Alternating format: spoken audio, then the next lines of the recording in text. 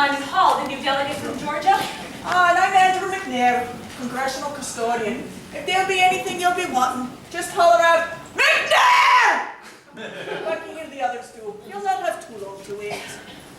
Where does the Georgia delegation belong? Oh, they mill about in the corner over there near the Carolinas.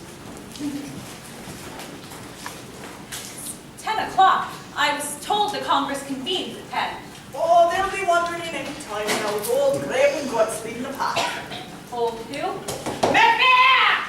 Grape and Guts. McNair, fetch me a mug of rum.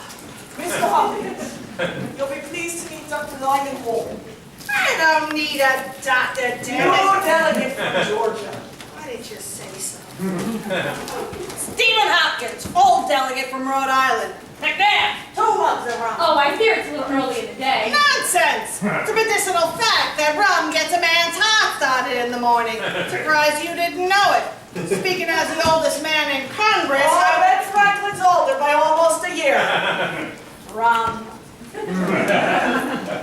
So tell me, Doctor, where does Georgia stand on the issue of independence? Oh, well. With South Carolina, of course. Good morning, Nettie. Come, shake the hand of Dr. Lyman Hall from Georgia. This here's Edward Rutledge from whatever Carolina he says he's from, because God knows I can't A pleasure, Dr. Hall. Your servant, Mr. Rutledge. tell. Well, now you met the long and the short of it. Nettie here is one of the youngest men in Congress. Except for Ben Franklin. McNair! You're wrong. And where did you go for it, man? Jamaica? Dr. Hall, where does Georgia stand on independence at the present time? I am here without instruction. It is about my own personal convictions. And they are, Personal. Dr. Hall, the Deep South speak together with one voice. It is traditional, even more, it is historical. Enter Delaware, tria junta numino. Plain English, Rutledge. You know we can't stand none of your damn French. Latin, Colonel McKean, it's a tribute to the everlasting peace and harmony of the Delaware delegation. What are you saying, man? You know damn well that Caesar and I can't stand this little wart. Gentlemen, this is Dr. Lyman Hall, Caesar Rodney, George Reed, and Colonel Thomas McKean. Where do you stand on independence, sir? With South Carolina, it seems. I leave the good doctor in your excellent company. Gentlemen, Tell me, sir, would you be a doctor of medicine or theology? Oh, Mr. Rodney, which one can be of service? By all means, the physician first. Then we shall see about the other. I'll call it your convenience, sir. I trust Caesar when you're through converting the poor fellow to independency. You'll give the opposition a fair crack at him? You're too late, John. Once I get him, they're got. Dr. Lyman Hall of Georgia, Mr. John Dickinson of Pennsylvania. An honor, sir. Your servant. Judge Wilson, forgive me. But how can anyone see you if you insist on standing in Mr. Dickinson's shadow?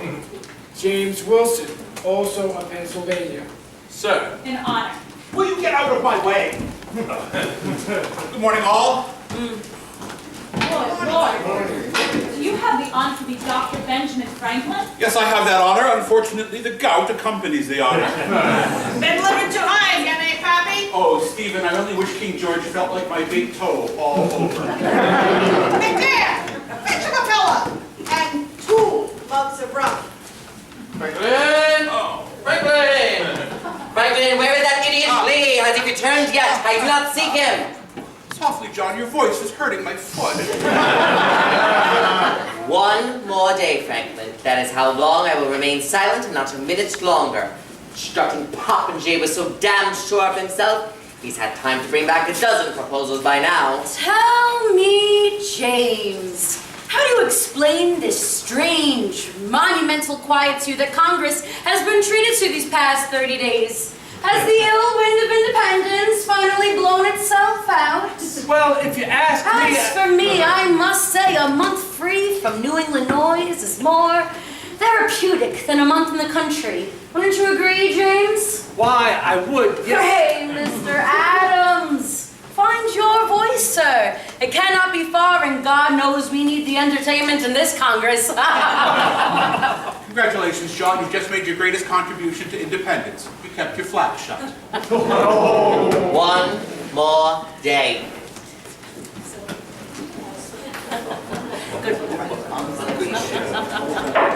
Gentlemen, the usual morning festivities concluded, I now call the Congress to order. Mr. Thompson. The Second Continental Congress, meeting in the city of Philadelphia, is now in session. 7 June 1776, the 380th meeting. Sweet Jesus. The Honorable John Hancock of Massachusetts Bay, President. Thank you, Mr. Thompson.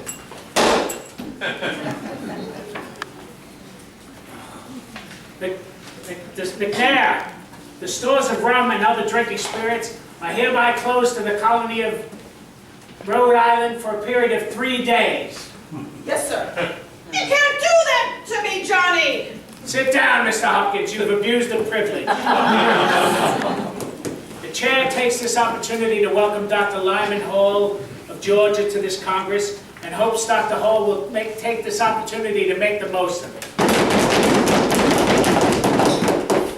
Oh, my God. It's hot! The secretary will read the roll.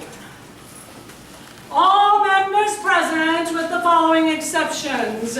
Mr. Charles Carroll of Maryland, Mr. Samuel Adams of Massachusetts, Mr. Button Gwinnett of Georgia, Mr. George White and Mr. Richard Henry Lee of Virginia, and the entire delegation of New Jersey. I'm concerned over the continued absence of 1/13 of this Congress. Where is New Jersey? Somewhere between New York and Pennsylvania. Thank you very much. Dr. Franklin, have you heard anything? Your son resides there. Son, sir, what son? The Royal Governor of New Jersey, sir? As that title might suggest, sir, we are not in touch at the present time.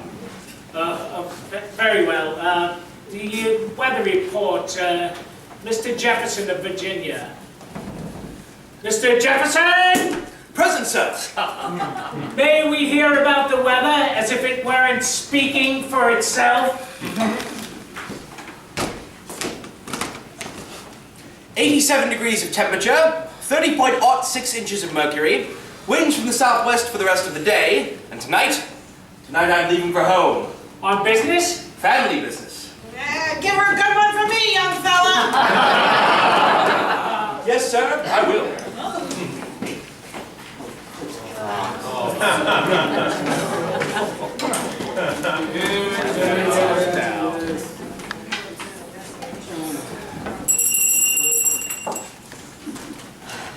From the Commander, Army of the United Colonies, in New York, dispatch number 1137. Sweet Jesus. To the Honorable Congress, John Hancock, President. Dear Sir, it is with grave apprehension that I have learned this day of the sailing from Halifax, Nova Scotia, of a considerable force of British troops in the company of foreign mercenaries and under the command of General Sir William Howe.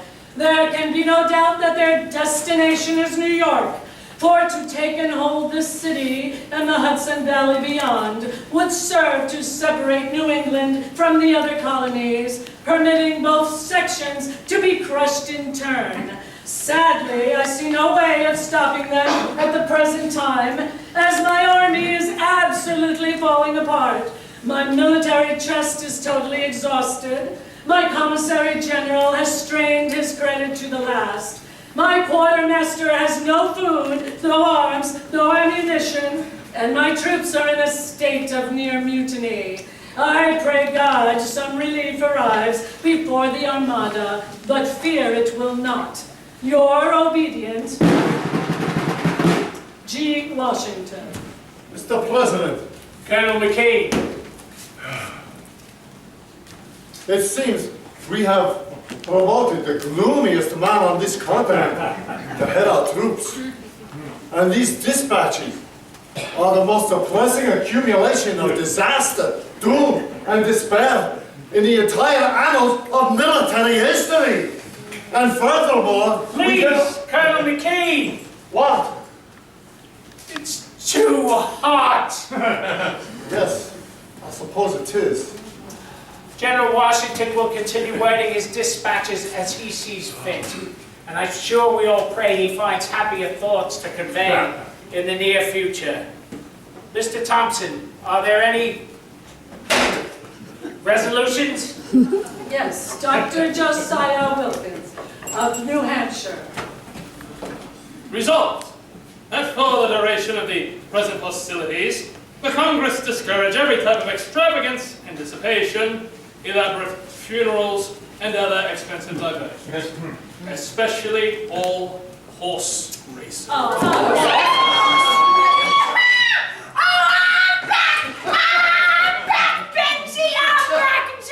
Oh, Lucy, we're glad to see you. What news, Dickie boy, what news? Is it done? Oh, well, first things first, Tom!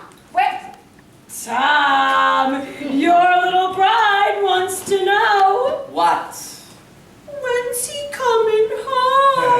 I leave tonight. Oh, never mind that, Lee. Is it done? Done? Why, certainly.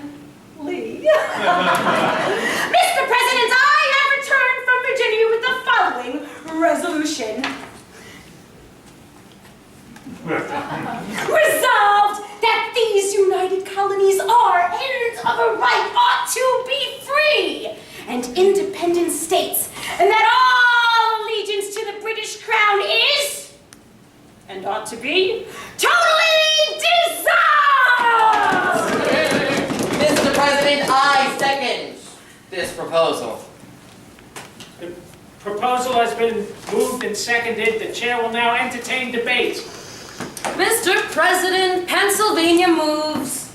As always, the question of independence be postponed indefinitely. I second the notion. Judge Wilson, in your eagerness to be loved, you seem to have forgotten that Pennsylvania cannot second its own motion. Nowhere seconds. You would, you little weasel. The motion to postpone has been moved and seconded. Mr. Thompson. On the motion to postpone indefinitely the resolution on independence or proceed with the debate, all those in favor of debate say yea. All those for postponement say nay. New Hampshire. New Hampshire, in favor of debate, says yea. Massachusetts. Massachusetts, having borne the brunt of the king's tyranny. I said tyranny. Massachusetts now and for all time says yay. Massachusetts says yea. Rhode Island. Mr. Hopkins. Where's Rhode Island? Rhode Island is out visiting the necessary. After what Rhode Island's consumed, I can't say I'm surprised. We'll come back to him, Mr. Thompson. Rhode Island passes. Connecticut. While Connecticut has, till now, been against this proposal, our legislature has instructed me that in the event it is introduced by any colony outside of New England, Connecticut could not any longer withhold its support. Connecticut says yea. Connecticut says yea. New York. Mr. Secretary, New York abstains. Courteously. New York abstains. Courteously. New Jersey. Absent, Mr. Secretary. Oh yes, New Jersey is absent. Pennsylvania. Pennsylvania, for the 24th time, says nay. Pennsylvania says nay. Delaware. Delaware, as ever for independence, says yea. Delaware says yea. Maryland. Maryland would welcome independence if it were given, but it is highly skeptical that it can be taken. Maryland says nay. Maryland says nay. Virginia. Virginia, the first colony, says yay! Virginia says yea. North Carolina. North Carolina respectfully wheels to South Carolina. South Carolina. Mr. President, although we in South Carolina have never seriously considered the question of independence, when a gentleman proposes it, attention must be paid. However, we in the deep South, unlike our friends in New England, have no cause for impatience at the present time. If at some future date it becomes the wish of all our sister colonies, we will not stand in the way. But for the time being, South Carolina will wait and watch. The vote is nay. South Carolina says nay. North Carolina. Says nay. Yes, Mr. Hughes, I know. Georgia. Georgia. Mr. Secretary, Georgia seems to be split right down the middle on this issue. The people are against it, but I'm for it. I'm not certain yet whether representing the people means yielding to their decisions or my own. And until I can figure that out, I should probably lean a little toward their side.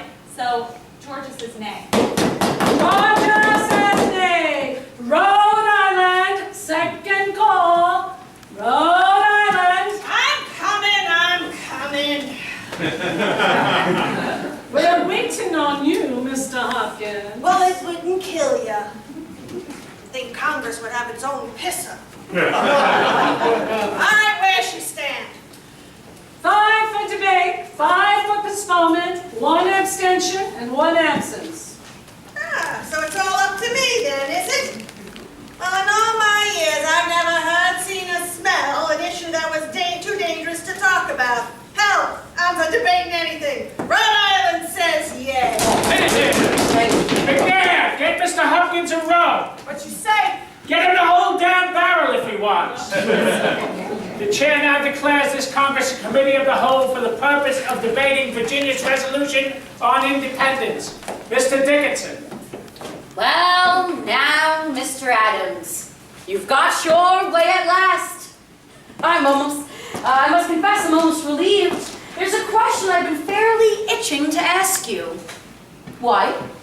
Why what, Mr. Dickinson? Well, why independence, Mr. Adams? For the obvious reason that our grown association with Great Britain has proved to be intolerable. To whom, Mr. Adams? To you? Then I suggest you sever your ties immediately. But please be kind enough to leave the rest of us where we are. I personally have no objections to being part of the greatest empire on earth, to enjoying its protection and sharing its benefits. Benefits? What benefits? Crippling taxes? Cruel repressions? Abolished rights? Is that all England means to you, sir? Is that all the pride and affection you can muster for the nation that bore you? For the noblest, most civilized nation on the face of this planet? Would you have us forsake Hastings and Magna Carta? Lionheart and Strongbow, Drake and Marlborough, Studers, Tudors, and Plantagenets? For what, sir? Tell me, for what? For you? Some men are patriots, like General Washington, and some are anarchists, like Mr. Payne, some even internationalists, like Dr. Franklin. But you, sir, you are merely an agitator, disturbing the peace, creating disorder, endangering the public welfare, and for what your petty little personal complaints, your taxes are too high. Well, sir, so are mine. Come, Mr. Adams, if you have your grievances, and I'm sure you do, our present system must find a gentler means of redressing them short of revolution. Yes, that's what he wants. Nothing short of it will satisfy him. Violence, rebellion, treason. Now, Mr. Adams, are these the acts of Englishmen? No, Dickinson. Americans. No, sir, Englishmen. Geez, Mr. Dickinson, must you start begging? How is a man to sleep? Forgive me, Dr. Dr. Franklin, but must you start speaking? How is a man to stay awake? Will promise to be quiet, sir. I'm sure everyone prefers that you remain asleep. If I'm to hear myself referred to as an Englishman, sir, then I assure you I'd prefer I'd remain asleep. Oh, now, what's so bad about being called an Englishman? The English don't seem to mind. Well, nor would I if I had the full rights of an Englishman. But to call anyone without those rights is like calling an ox a bull. And he's thankful for the honor, but would much rather have restored what's rightfully his. When did you first notice they were missing, sir?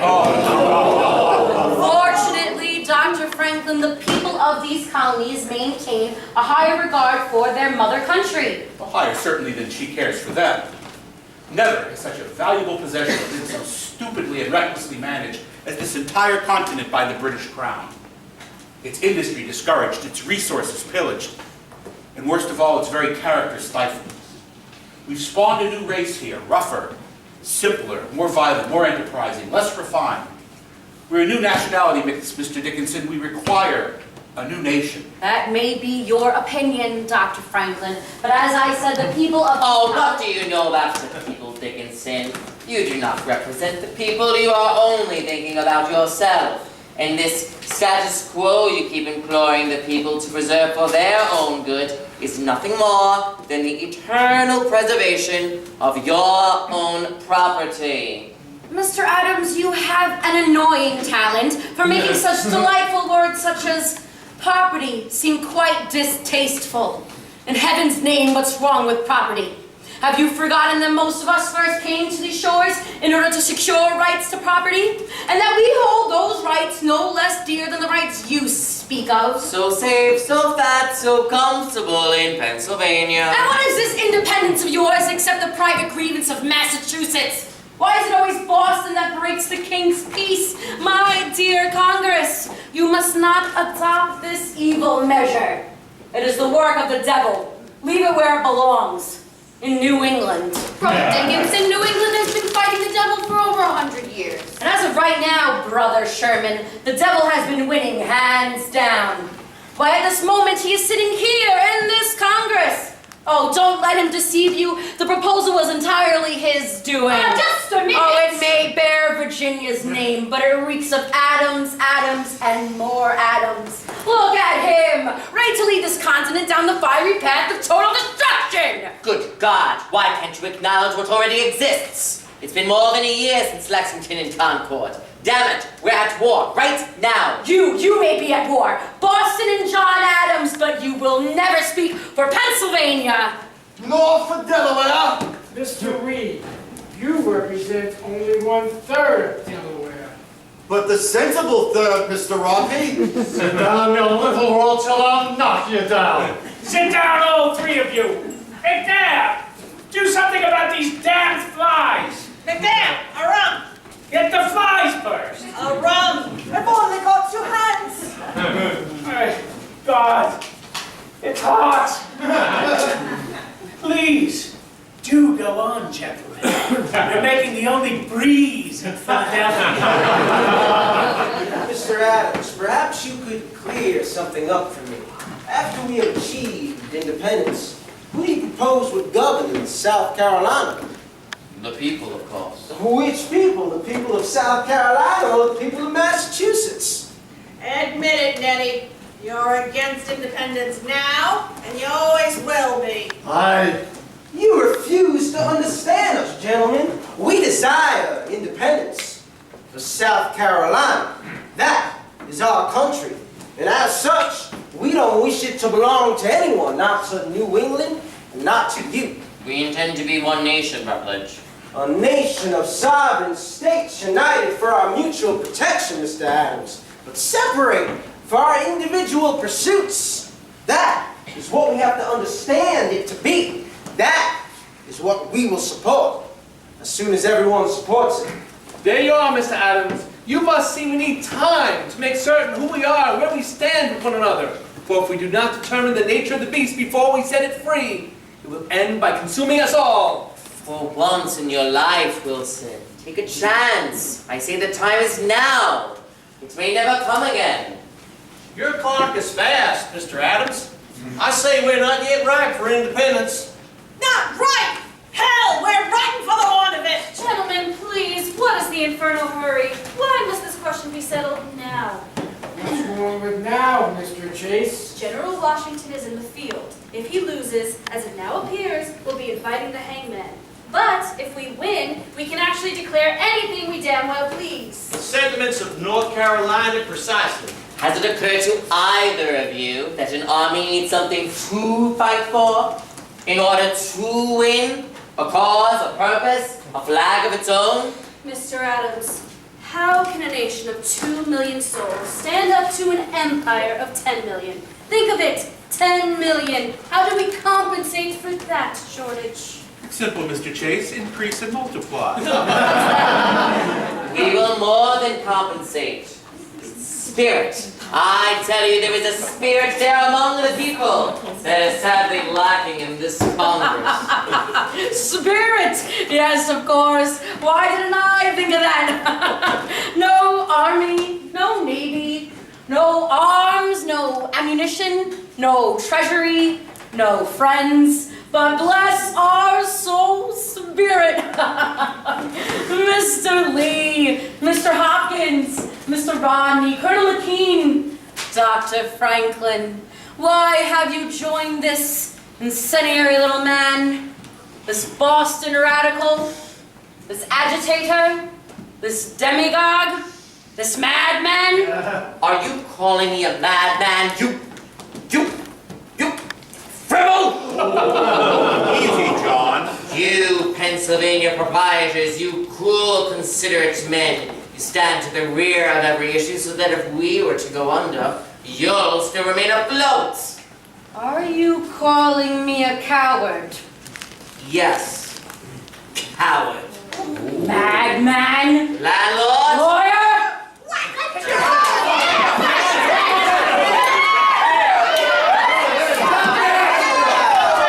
Stop it!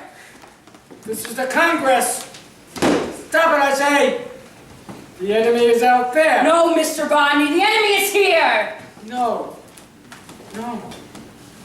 I said he's out there. England. Closing in. Cutting off our air. There's no time. No air. Thomas! Caesar!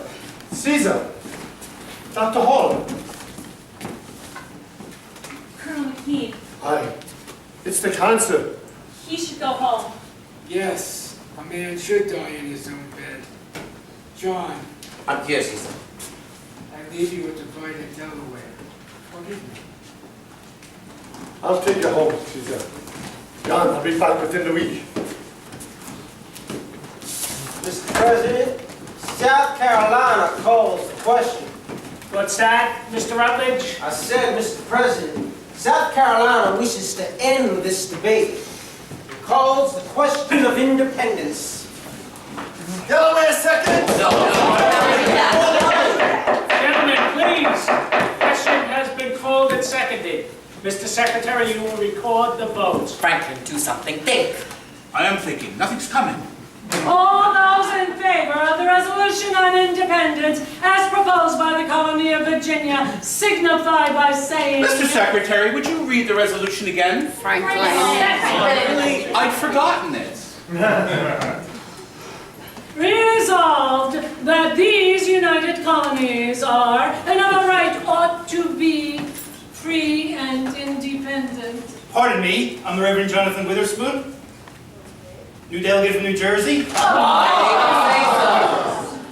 Dr. Franklin, I regret I must be the bearer of unhappy tidings, but your son, the Royal Governor of New Jersey, is taken prisoner and has been moved under guard to the College of Connecticut for safekeeping. Is he unharmed, sir? When last I heard, yes, he was. Then why the long face? I hear Connecticut is an excellent location.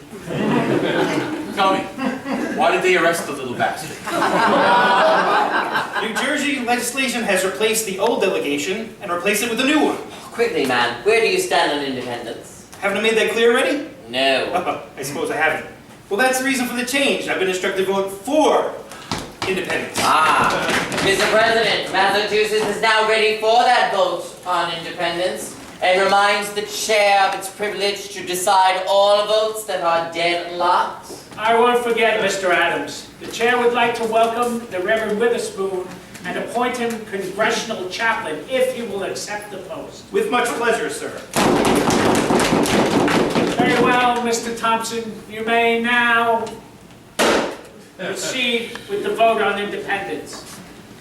All in favor of the resolution on independence as proposed by the colony of Virginia, signify by Mr. saying... President, Pennsylvania moves that any vote in favor of independence must be unanimous. What? I second the notion. Oh my God. Mr. President? But no votes ever have to be unanimous, Dickinson, and you know that. Yes, but this one must be. On what grounds? That no colony be torn from its mother country without its own consent. But it will never be unanimous, damn it. If you say so, Mr. Adams.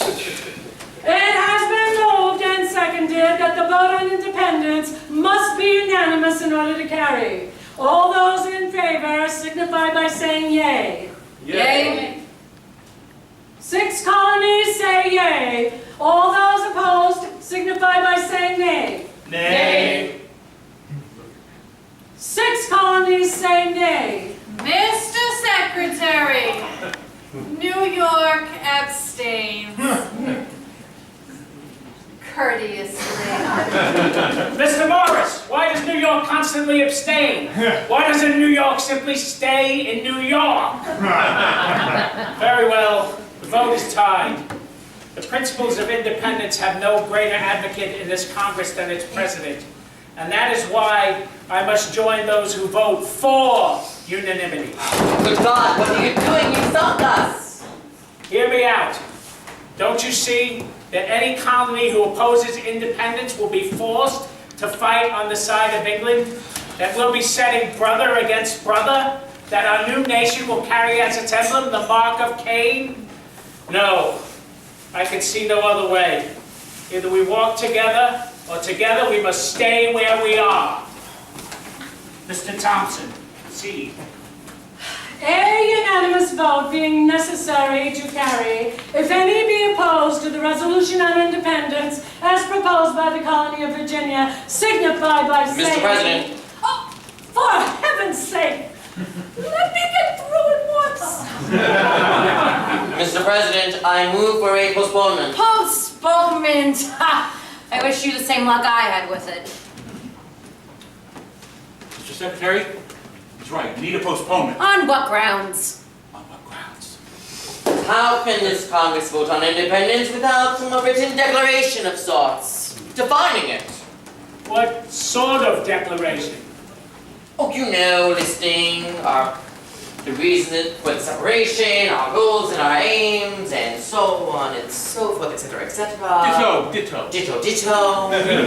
We know those, don't we? Good God, yes, we know them. But what about the rest of the world? Surely we would require the aid of a powerful nation like France or Spain, and such a declaration would be consistent with European delicacy. Oh, now, Mr. Adams, you'll have to do better than that. Answer straight. What would be its purpose? Yes. Well... To place before mankind the common sense of the subject, in terms so plain and firm as to command their assent. Mr. Jefferson, are you seriously suggesting that we publish a paper declaring to all the world that an illegal rebellion is in fact a legal one? Oh, Mr. Dickinson, I am surprised at you. You know very well that a rebellion is always legal in the first person, such as our rebellion. It's in the third person, their rebellion, that it is illegal. Mr. President, I second the motion to postpone the vote on independence for a period of time sufficient for the writing of a declaration. It has been moved and seconded. Mr. Secretary? All those in favor of the motion to postpone signify by saying yea. Yea. 6 colonies say yea. Against? Nay. 6 colonies say nay. Mr. Secretary, New York abstains. Courteously. Mr. Morris, what the hell goes on in New York? I'm sorry, Mr. President, but the truth of the matter is that our legislature has never sent us explicit instructions on anything. Never? That's impossible. Mr. President, have you ever been to a meeting of the New York legislature? They speak very loud and very fast, and no one listens to a word that anyone else says, and as a result, nothing ever gets done. I beg the Congress's pardon. My sympathies, Mr. Morris. The vote again being tied, the chair decides in favor of the postponement. So ruled. A committee will be formed to manage the declaration. Said document to be written, debated, and approved by the beginning of July, some 3 weeks hence, at which time Virginia's resolution on independence will finally be voted. Is that clear? Yes, sir. Yes. Very well. Will the following gentlemen serve on the Declaration Committee? Dr. Franklin, Mr. John Adams, Mr. Sherman, Mr. Morris, and of course, Mr. Lee. Oh, Mr. President, I must be returning to the sovereign country of Virginia, as I have been asked to serve as governor. Therefore, I must decline. Respectfully. Very well, Mr. Lee, you're excused. I suppose we could leave it a four-man committee? Just a moment, Mr. President. This business needs a Virginian, therefore I propose a replacement. Mr. Thomas Jefferson. No, Mr. Adams, no! Very well, Mr. Adams. Mr. Jefferson will serve. I'm going home too! To my wife! Move to adjourn? No, wait! Second? Moved and seconded.